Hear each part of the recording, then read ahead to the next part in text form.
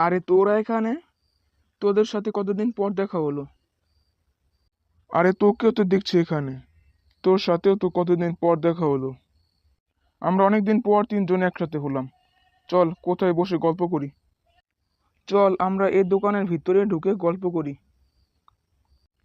হ্যাঁ হ্যাঁ চল। তা বন্ধু, তোরা দুজন ভালো আছিস তো? হ্যাঁ হ্যাঁ, আমরা দুজনই ভালো আছি। বন্ধু, আমি একটু ওয়াশরুম থেকে আসছি। তোরা দুজন বসে গল্প কর। ঠিক আছে, যা তাহলে। বন্ধু, তোর ছেলে মেয়ে কয়জন?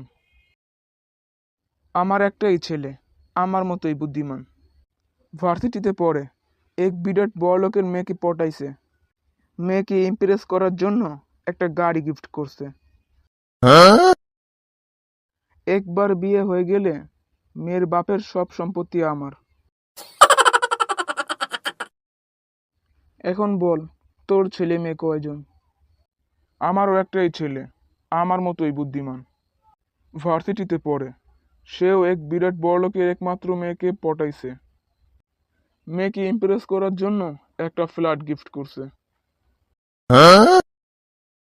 ভালোই ভালোই, বিয়েটা যদি একবার হয়ে যায় তাহলে মেয়ের বাপের সব সম্পত্তি আমার।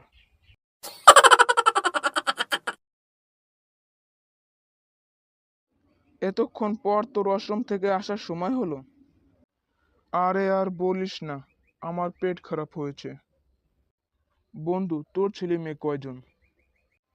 আমার একটা মাত্র মেয়ে, আমার মতোই ধান্দাবাজ। ভার্সিটিতে পড়ে। ভার্সিটির দুই পোলারে নাকে দড়ি দিয়ে ঘুরাইতেছে।